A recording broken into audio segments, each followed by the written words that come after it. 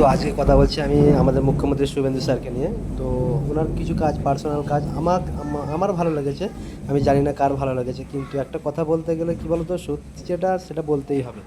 কারণ ফুটপাতে যে সমস্ত দোকানগুলো ছিল সেগুলো তুলে দিয়েছে, তো তার কারণে গরিবের অনেক খারাপ লেগেছে।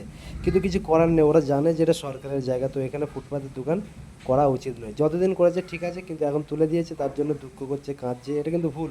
তারপরে যারা রোডের সামনে বা যারা রেল লাইনের পাশে যারা ঘর করে বসে আছে, তাদেরকে যখন তুলে দিয়েছে, তো তারা পদে পদে কাঁদতে ব্যস্ত আছে বা কান্নায় তারা ভেঙে পড়েছে। কিন্তু তাদের জন্য কিছু করার নেই, এটা এটা সরকারি জায়গায় তো ছাড়তেই হবে, তোমাদেরকে কিছু করার নেই। তো স্টেশনের ওপরেতে যাদের ভিডিওগুলো, মানে যাদের স্টেশনেতে যারা যেসব দোকানগুলো নিয়ে বসেছিল, তাদেরকেও তুলে দিয়েছে, ঠিক আছে।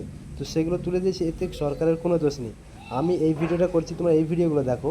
রোডের ধারে কতগুলো দোকান বা ঘর করে বসে আছে, এখন এদেরকে যদি তুলে দেয়, তো এখন এইসব মানুষগুলো বলবে শুভেন্দু অধিকারী খারাপ।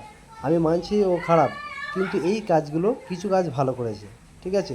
তো তার মধ্যে হচ্ছে যেটা ধার্মিকভাবে যেগুলো করেছে, সেগুলো খুবই হয়তো সেটা ওনাদের আলাদা ব্যাপার। কিন্তু এই যে রাস্তার কিন্তু এই যে রাস্তার কাছে এই সমস্ত যে ঘরগুলো তোমরা দেখতে পাচ্ছ, এরা যে ঘরগুলো করে বসে আছে বা দোকানগুলো করে যে বসে আছে, এখন যদি এদেরকে তুলে দেয়, তো অনেক গরিব মানুষ রাস্তায় এসে প্রোটেস্ট করবে, তাই না? তো ওগুলো হচ্ছে সরকারের জায়গায়, কিছু করার নেই, তোমাদেরকে ছাড়তেই হবে। তার জন্য কিছু মনে করলে হবে না, এটা তোমাদেরকে উঠে যেতেই হবে। আর যারা এখন পর্যন্ত যারা যারা রোডের ধারে বা রেল লাইনের ধারে যারা ঘর করছো, তাদের জন্য ব্যাড লাক, ঠিক আছে।